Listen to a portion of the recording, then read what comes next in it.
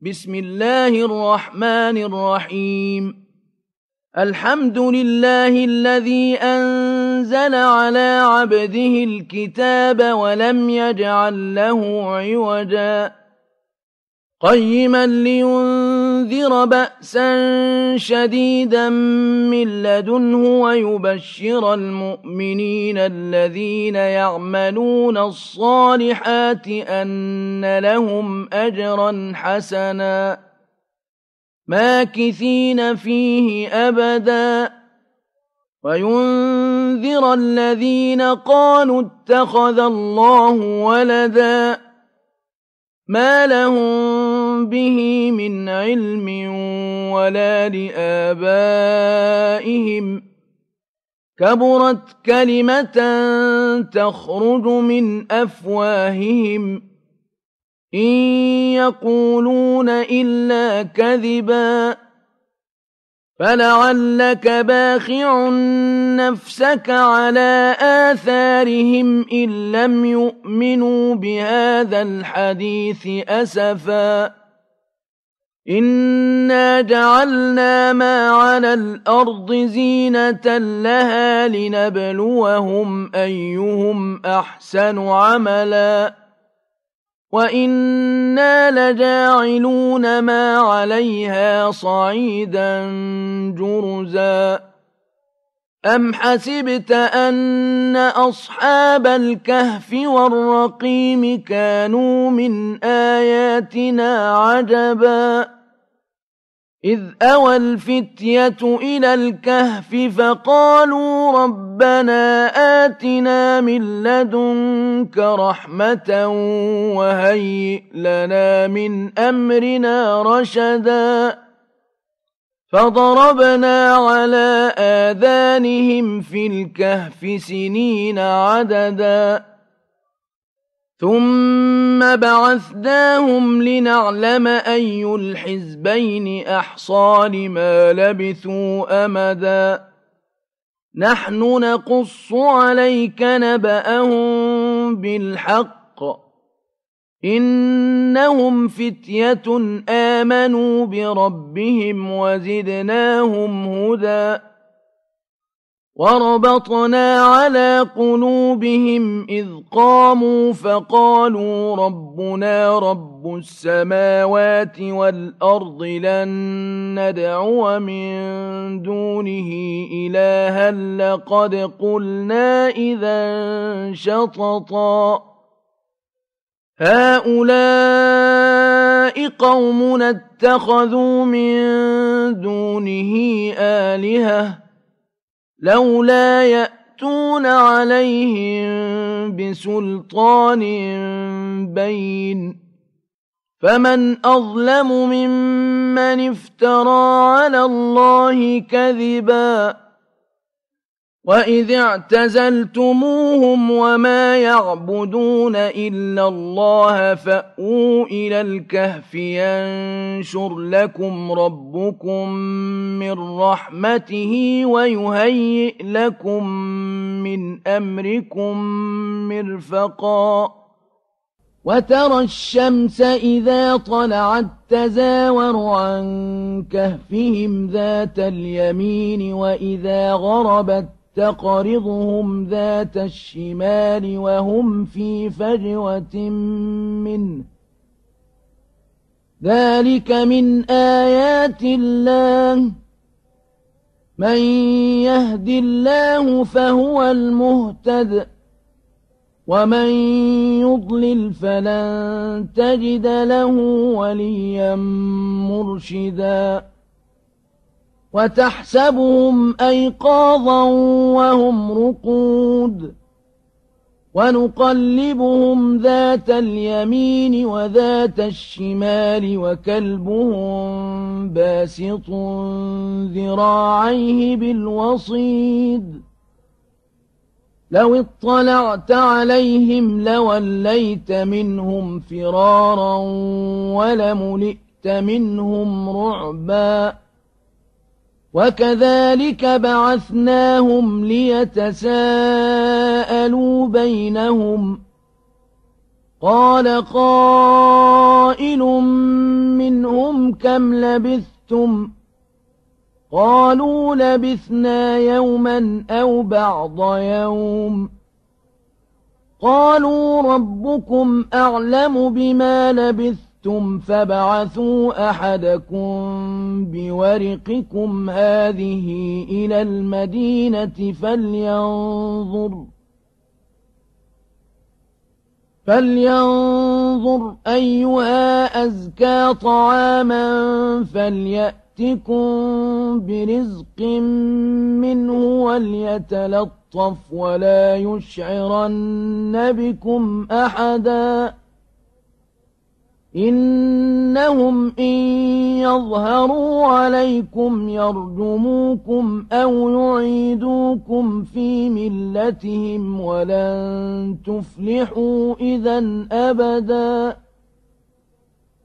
وكذلك أعثرنا عليهم ليعلموا أن وعد الله حق وأن الساعة لا ريب فيها إذ يتنازعون بينهم أمرهم فقالوا ابنوا عليهم بنيانا ربهم أعلم بهم قال الذين غلبوا على أمرهم لنتخذن عليهم مسجدا سيقولون ثلاثة رابعهم كلبهم ويقولون خمسة سادسهم كلبهم رجما بالغيب ويقولون سبعة وثامنهم كلبهم قل ربي أعلم بعدتهم ما يعلمهم إلا قليل فلا تمار فيهم إلا مراء ظاهرا ولا تستفت فيهم منهم أحدا ولا تقولن لشيء إني فاعل ذلك غدا إلا أن يشاء الله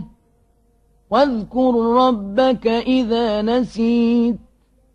وقل عسى أن يهديني ربي لأقرب من هذا رشدا ولبثوا في كهفهم 300 سنين وازدادوا 9 قل الله أعلم بما لبثوا له غيب السماوات والأرض أبصر به وأسمع ما لهم من دونه من ولي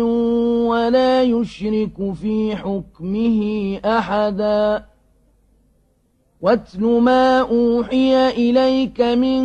كتاب ربك لا مبدل لكلماته ولن تجد من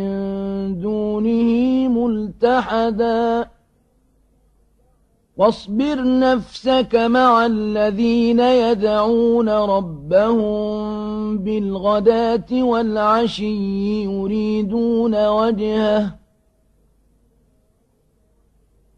يريدون وجهه ولا تعد عيناك عنهم تريد زينة الحياة الدنيا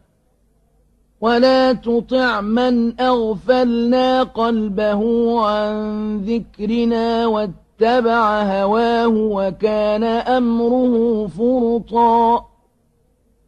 وقل الحق من ربكم فمن شاء فليؤمن ومن شاء فليكفر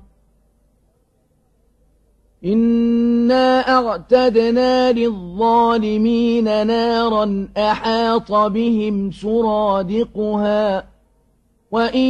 يستغيثوا يغاثوا بماء كالمهل يشوي الوجوه بئس الشراب وساءت مرتفقا إن الذين آمنوا وعملوا الصالحات إنا لا نضيع أجر من أحسن عملا أولئك لهم جنات عدن تجري من تحتهم الأنهار يحلون فيها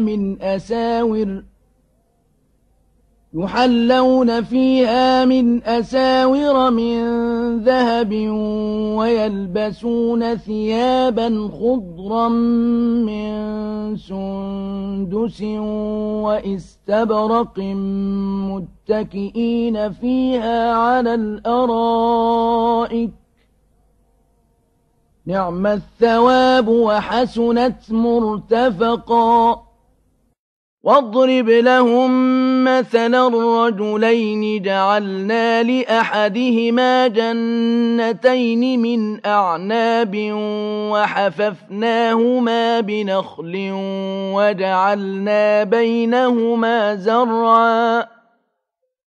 كلتا الجنتين آتت أكلها ولم تظلم منه شيئا وفجرنا خلالهما نهرا وكان له ثمر فقال لصاحبه وهو يحاوره أنا أكثر منك مالا وأعز نفرا ودخل جنته وهو ظالم لنفسه قال ما أظن أن تبيد هذه أبدا وما أظن الساعة قائمة ولئن رددت إلى ربي لأجدن خيرا منها منقلبا قال له صاحبه وهو يحاوره أكفرت بالذي خلقك من تراب ثم من نطفة ثم سواك رجلا لكن هو الله ربي ولا أشرك بربي أحدا ولولا إذ دخلت جنتك قلت ما شاء الله لا قوة إلا بالله إن ترني أنا أقل منك مالا وولدا فعسى ربي أن يؤتيني خيرا من جنتك ويرسل عليها حسبانا من السماء فتصبح صعيدا زلقا أو يصبح ماؤها غورا فلن تستطيع له طلبا وأحيط بثمره فأصبح يقلب كفيه على ما أنفق فيها وهي خاوية على عروشها ويقول يا ليتني لم أشرك بربي أحدا ولم تكن له فئة ينصرونه من دون الله وما كان منتصرا هنالك الولاية لله الحق هو خير ثوابا وخير عقبا واضرب لهم مثل الحياة الدنيا كماء إن أنزلناه من السماء فاختلط به نبات الأرض فأصبح هشيما تذروه الرياح وكان الله على كل شيء مقتدرا. المال والبنون زينة الحياة الدنيا والباقيات الصالحات خير عند ربك ثوابا وخير أملا. ويوم نسير الجبال وترى الأرض بارزة وحشرناهم فلم نغادر منهم أحدا وعرضوا على ربك صفا لقد جئتمونا كما خلقناكم أول مرة بل زعمتم أن لن نجعل لكم موعدا. ووضع الكتاب فترى المجرمين مشفقين مما فيه ويقولون يا ويلتنا ما لهذا الكتاب لا يغادر صغيرة ولا كبيرة إلا أحصاها ووجدوا ما عملوا حاضرا ولا يظلم ربك أحدا. وإذ قلنا للملائكة اسجدوا لآدم فسجدوا إلا إبليس كان من الجن ففسق عن أمر ربه أفتتخذونه وذريته أولياء من دوني وهم لكم عدو بئس للظالمين بدلا. ما أشهدتهم خلق السماوات والأرض ولا خلق أنفسهم وما كنت متخذ المضلين عضدا.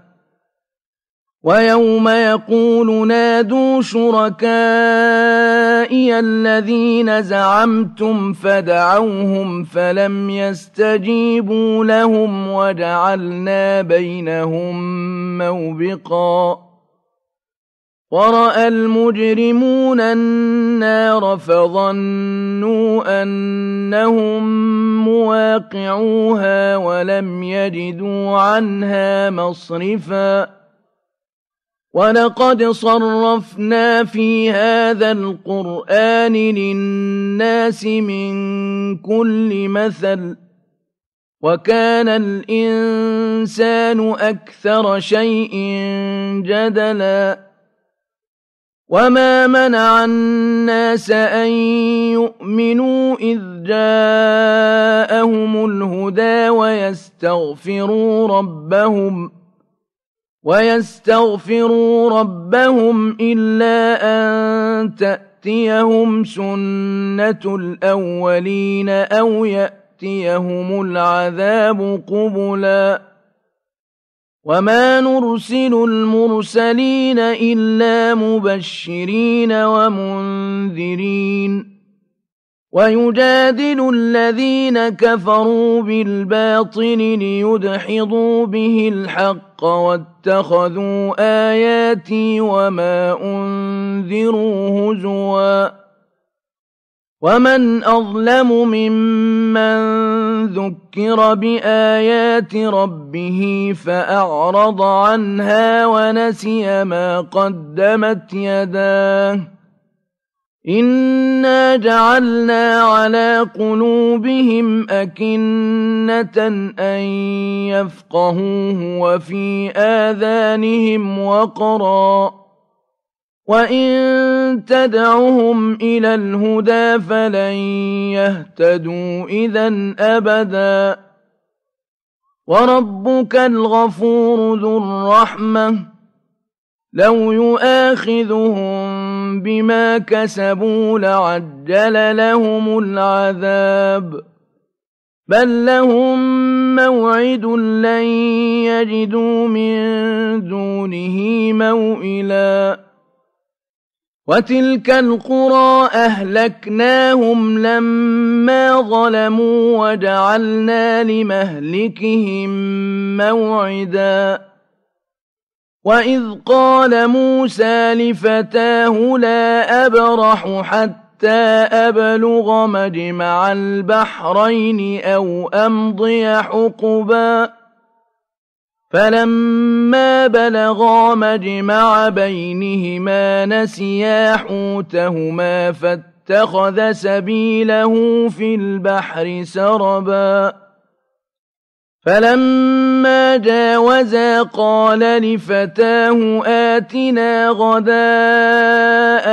لقد لقينا من سفرنا هذا نصبا قال أرأيت إذ أوينا إلى الصخرة فإني نسيت الحوت وما أنسانيه إلا الشيطان أن أذكره واتخذ سبيله في البحر عجبا قال ذلك ما كنا نبغ فارتدا على آثارهما قصصا فوجدا عبدا من عبادنا آتيناه رحمة من عندنا وعلمناه من لدنا علما قال له موسى هل أتبعك على أن تعلمني مما علمت رشدا قال إنك لن تستطيع معي صبرا وكيف تصبر على ما لم تحط به خبرا قال ستجدني إن شاء الله صابرا ولا أعصي لك أمرا قال فإن اتبعتني فلا تسألني عن شيء حتى أحدث لك منه ذكرا فانطلقا حتى إذا ركبا في السفينة خرقها قال أخرقتها لتغرق أهلها لقد جئت شيئا إمرا قال ألم أقل إنك لن تستطيع معي صبرا قال لا تؤاخذني بما نسيت ولا ترهقني من أمري عسرا فانطلقا حتى إذا لقيا غلاما فقتله قال أقتلت نفسا زكية بغير نفس لقد جئت شيئا نكرا قال ألم أقل لك إنك لن تستطيع معي صبرا قال إن سألتك عن شيء بعدها فلا تصاحبني قد بلغت من لدني عذرا فانطلقا حتى إذا أتيا أهل قرية استطعما أهلها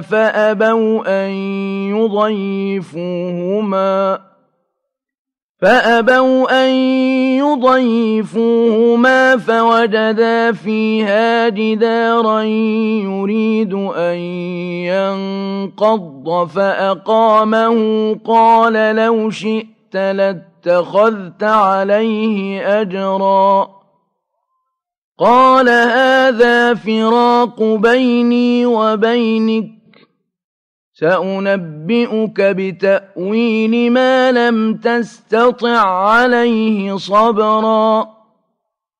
أما السفينة فكانت لمساكين يعملون في البحر فأردت أن فأردت أن أعيبها وكان وراءهم ملك يأخذ كل سفينة غصبا وأما الغلام فكان أبواه مؤمنين فخشينا أن يرهقهما طغيانا وكفرا فأردنا أن يبدلهما ربهما خيرا منه زكاة وأقرب رحما وأما الجدار فكان لغلامين يتيمين في المدينة وكان تحته كنز لهما وكان أبوهما صالحا فأراد ربك أن يبلغا أشدهما ويستخرجا كنزهما رحمة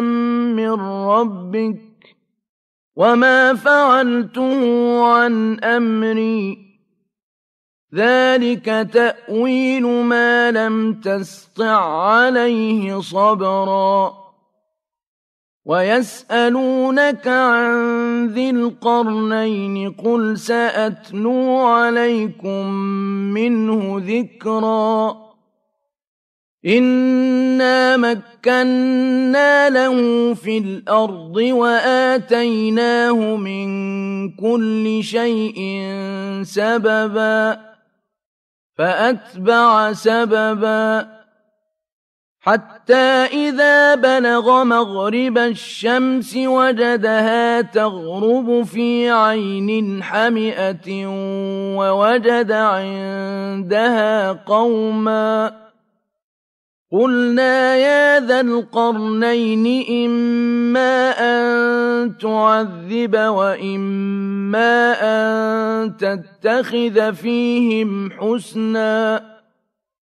قال أما من ظلم فسوف نعذبه ثم يرد إلى ربه فيعذبه عذابا نكرا وأما من آمن وعمل صالحا فله جزاء الحسنى وسنقول له من أمرنا يسرا ثم أتبع سببا حتى إذا بلغ مطلع الشمس وجدها تطلع على قوم لم نجعل لهم من دونها سترا كذلك وقد أحطنا بما لديه خبرا ثم أتبع سببا حتى إذا بلغ بين السدين وجد من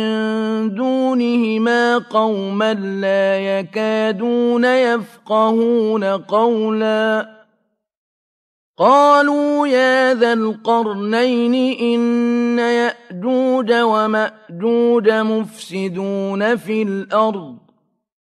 مفسدون في الأرض فهل نجعل لك خرجا على أن تجعل بيننا وبينهم سدا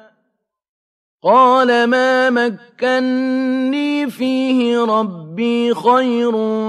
فأعينوني بقوة أجعل بينكم وبينهم ردما آتوني زبر الحديد حتى إذا ساوى بين الصدفين قال انفخوا حتى إذا جعله نارا قال آتوني أفرغ عليه قطرا فما استطاعوا أن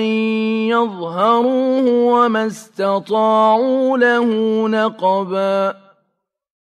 قال هذا رحمة من ربي فإذا جاء وعد ربي جعله دكاء وكان وعد ربي حقا وتركنا بعضهم يومئذ يموج في بعض ونفخ في الصور فجمعناهم جمعا وعرضنا جهنم يومئذ للكافرين عرضا الذين كانت أعينهم في غطاء عن ذكري وكانوا لا يستطيعون سمعا أفحسب الذين كفروا أن يتخذوا عبادي من دوني أولياء